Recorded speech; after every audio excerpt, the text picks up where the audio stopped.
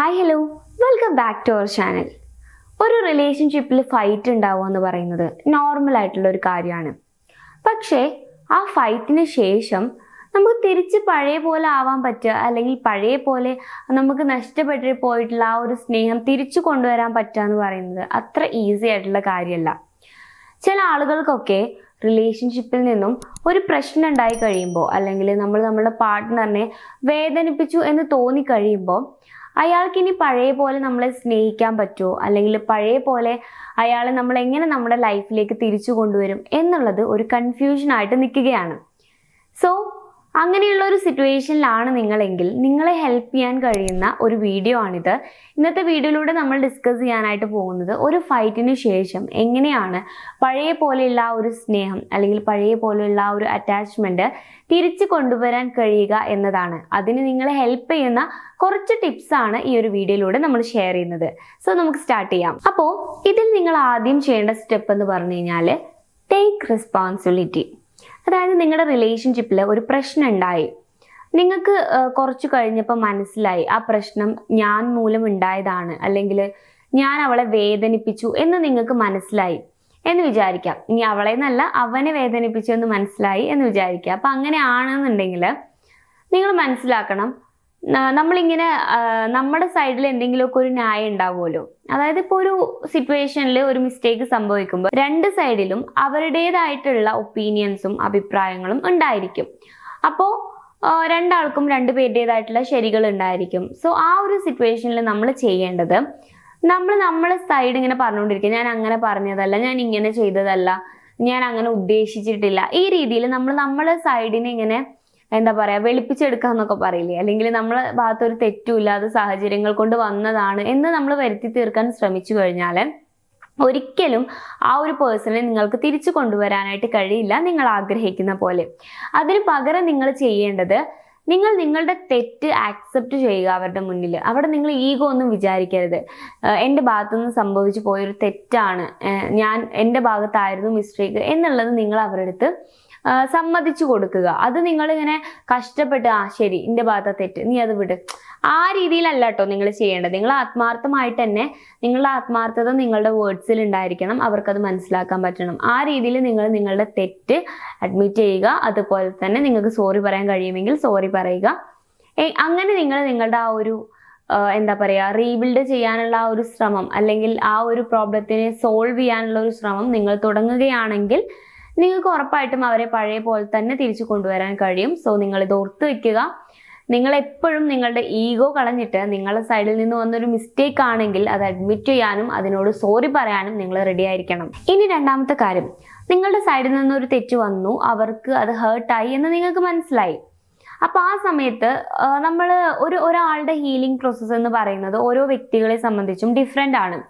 അത് ചില ആളുകൾക്ക് സംസാരിച്ചിട്ടായിരിക്കും ഹീലാവാൻ കഴിയുന്നത്. എന്നാൽ ചില ആളുകളെ സംബന്ധിച്ച് അവർക്ക് ഇതുപോലെ കുറച്ച് ടൈം എടുത്ത് സമാധാനമായിട്ട് സൈലന്റ് ആയിട്ട് ഇരുന്നാലായിരിക്കും അവർക്ക് സമാധാനം കിട്ടുന്നത്. അപ്പോൾ ഇതിലേതാണ് നിങ്ങളുടെ പാർട്ട്ണറിന്റെ സ്വഭാവം എന്ന് നമുക്കറിയില്ല. അപ്പോൾ നിങ്ങളുടെ പാർട്ട്ണർ നിങ്ങളോട് ആവശ്യപ്പെടുകയാണ്, എനിക്ക് കുറച്ച് സമയം തരൂ, അല്ലെങ്കിൽ എനിക്ക് കുറച്ച് സ്പേസ് തരൂ, അത് കഴിഞ്ഞിട്ട് നമുക്ക് സംസാരിക്കാം എന്ന് പറഞ്ഞിട്ട് അവർ നിങ്ങളോടൊരു സമയം ആവശ്യപ്പെടുകയാണെങ്കിൽ നിങ്ങൾ ആ ഒരു ടൈം അവർക്ക് വേണ്ടി കൊടുക്കാൻ റെഡി ആവണം. അല്ലാതെ അവരുടെ പുറകെ ഇങ്ങനെ പോയി അവരിങ്ങനെ ഡിസ്റ്റർബ് ചെയ്ത് നീ എൻ്റെ അടുത്തേക്ക് വാ അങ്ങനെ പറഞ്ഞ് നിങ്ങളിങ്ങനെ അവരെ പിടിച്ചു വലിച്ച് കൊണ്ടുവരാനായിട്ട് ട്രൈ ചെയ്യരുത്. നിങ്ങൾ അവർക്ക് വേണ്ട ടൈം കൊടുക്കണം.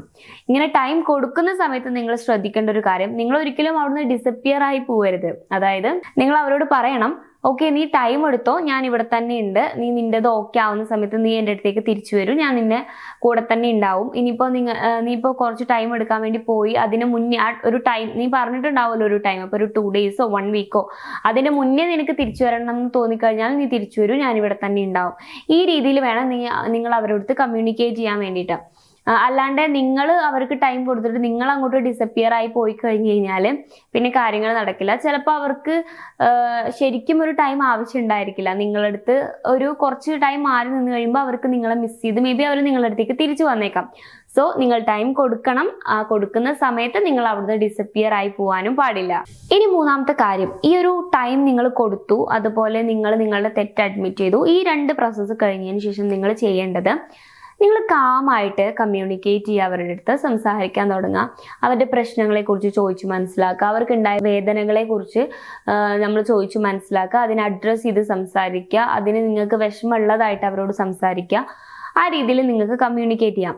നിങ്ങൾ ഈ കമ്മ്യൂണിക്കേഷൻ സ്റ്റാർട്ട് ചെയ്യുന്ന സമയത്താണെങ്കിലും ത്രൂ ഔട്ട് നിങ്ങളുടെ കമ്മ്യൂണിക്കേഷനിലാണെങ്കിലും നിങ്ങൾ ഒരിക്കലും ചെയ്യാൻ പാടില്ലാത്ത ഒരു കാര്യം, നിങ്ങൾ ഇമോഷണലി അവരുടെ അടുത്ത് കമ്മ്യൂണിക്കേറ്റ് ചെയ്യാൻ പാടില്ല. അതായത് ദേഷ്യപ്പെട്ടുകൊണ്ടോ അല്ലെങ്കിൽ കരഞ്ഞുകൊണ്ടോ നിങ്ങൾ സംസാരിക്കാൻ പാടില്ല. നോർമലി കാമായിട്ട് വേണം നിങ്ങൾ അവരുടെ അടുത്ത് പെരുമാറാൻ. ഇനി 4ാമത്തെ കാര്യം, റീബിൽഡ് ട്രസ്റ്റ് ത്രൂ ആക്ഷൻസ്.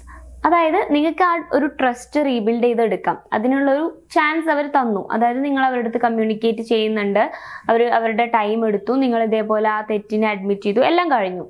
അപ്പോൾ ഈ ട്രസ്റ്റ് റീബിൽഡ് ചെയ്യുന്ന സമയത്ത് നിങ്ങൾ ശ്രദ്ധിക്കേണ്ടത്, നിങ്ങൾ അവർക്ക് ഒരുപാട് പ്രോമിസ് കൊടുക്കുകയാണ്. ഞാൻ ഇനി അങ്ങനെ ചെയ്യില്ല, ഞാൻ ഇനി നിന്റെ കൂടെ നിന്നോളാം, ഇനി ഞാൻ നിന്നെ അങ്ങനെ പറയില്ല. അങ്ങനെ നിങ്ങൾ ഒരുപാട് പ്രോമിസ് കൊടുക്കുന്നതിൻ്റെ പകരം നിങ്ങൾ ആക്ഷൻസിലൂടെ അത് അവരെ പ്രൂവ് ചെയ്യണം. അതായത് നിങ്ങൾ അവരെ നന്നായിട്ട് കെയർ ചെയ്യുക, അവർക്ക് ഇഷ്ടമുള്ള കാര്യങ്ങളൊക്കെ ചെയ്തു കൊടുക്കുക, ചെറിയ രീതിയിലുള്ള എഫേർട്ടുകൾ അവർക്ക് വേണ്ടി ഇടുക.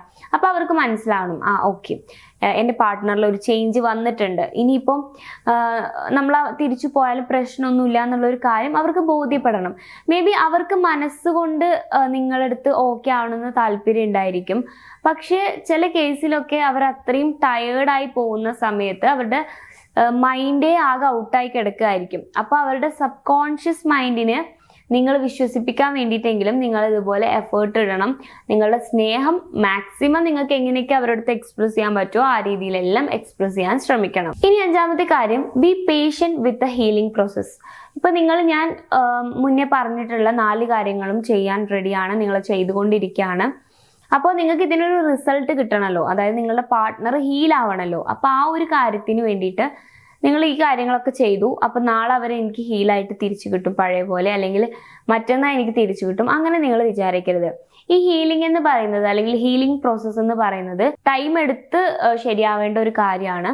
സോ ഇതിന് കുറച്ച് ടൈം എടുക്കും. അതുകൊണ്ട് ആ ഒരു സമയത്ത് നിങ്ങൾ പേഷ്യൻ്റ് ആയിട്ടിരിക്കുക, അല്ലെങ്കിൽ കാം ആയിട്ടിരിക്കുക. അല്ലാതെ നിങ്ങൾ ഇത്രയും കാര്യങ്ങൾ ചെയ്തിട്ട് ഞാൻ ഒന്ന് ചെയ്തിട്ട് നീ എന്താ റെഡി ആവാത്തത്, അല്ലെങ്കിൽ ഞാൻ എന്ത് ചെയ്തിട്ട് നീ എന്തുകൊണ്ടാണ് പഴയ പോലെ ആവാത്തത് എന്നുള്ള രീതിയിൽ നിങ്ങൾ ചിന്തിക്കാനോ അവരോട് കമ്മ്യൂണിക്കേറ്റ് ചെയ്യാനോ പാടില്ല. നിങ്ങൾക്ക് ചെയ്യാനുള്ള കാര്യങ്ങളൊക്കെ ചെയ്യുക, എന്നിട്ട് കാമായിട്ടിരിക്കാം. അതിന്റെ റിസൾട്ട് എന്ന് പറയുന്ന കാര്യം കുറച്ച് ടൈം എടുത്തിട്ടാണെങ്കിലും അത് ശരിയായിക്കോളും. ഈ ഒരു വീഡിയോയിലൂടെ ഞാൻ കമ്മ്യൂണിക്കേറ്റ് ചെയ്യാൻ ഉദ്ദേശിച്ചത്, നിങ്ങളുടെ പാർട്ട്ണറിനെ ഹേർട്ട് ചെയ്യുന്നത് ഇമോഷണലി ആണെങ്കിലും ഫിസിക്കലി ആണെങ്കിലും അത് നോർമലായിട്ടുള്ള ഒരു കാര്യമാണെന്നല്ല. നമ്മൾ നമ്മുടെ പാർട്ട്ണറിനെ മാക്സിമം നമ്മൾ ഹേർട്ട് ചെയ്യാതെ തന്നെയാണ് നോക്കേണ്ടത്.